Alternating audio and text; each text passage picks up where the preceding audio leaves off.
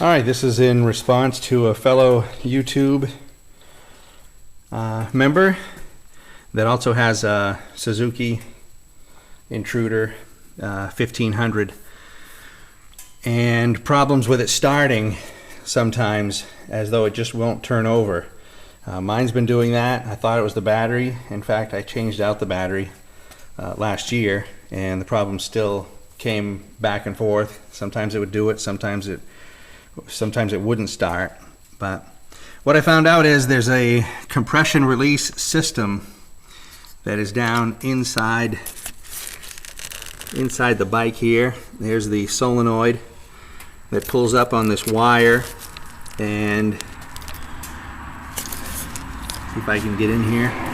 So as this wire pulls up like this, you can see I can move that lever. I hope you can see that. But it's also pulling on another cable that goes down through here.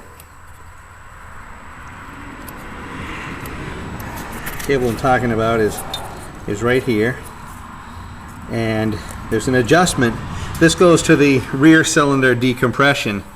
And what I believe is happening is this cable is stretching over time and it no longer pulls enough slack to decompress the rear cylinder, which is not letting the bike turn over on the starter that came with the factory. So what I did is I loosened up this top nut and then unscrewed this bottom one a couple of turns, and I think I went too far at first because when it turned over you could hear there was no compression in the rear cylinder, and it was only running on one cylinder, this front one, which is related to this carburetor right here.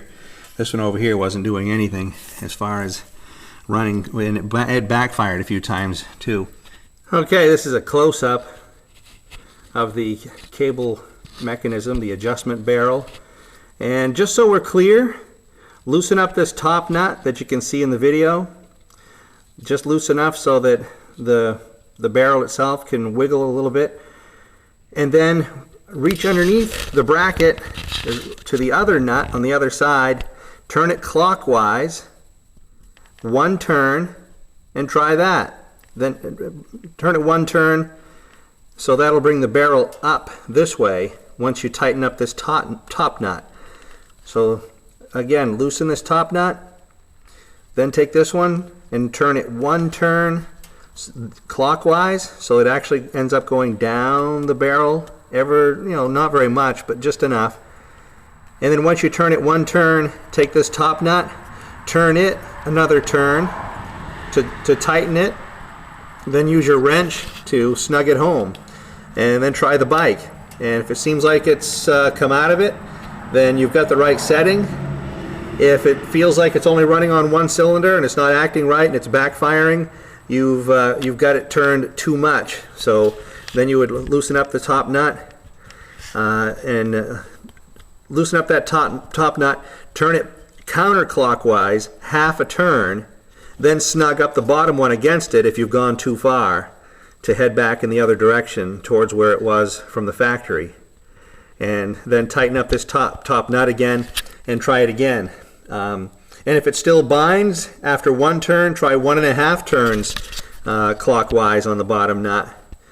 Give it another half a turn if one didn't do it, and then snug up this top nut again, tighten it with the wrench, try starting the bike again, see if it hitches and hesitates. Okay, so after you've made your adjustments and you find a spot where it's running on both cylinders, it's not backfiring, and it's not starting hard anymore and hitching when you try to start it, then you've probably got this set right where it should be and taken up enough of the cable slack so that it works again and it's effective at releasing the compression in the rear cylinder.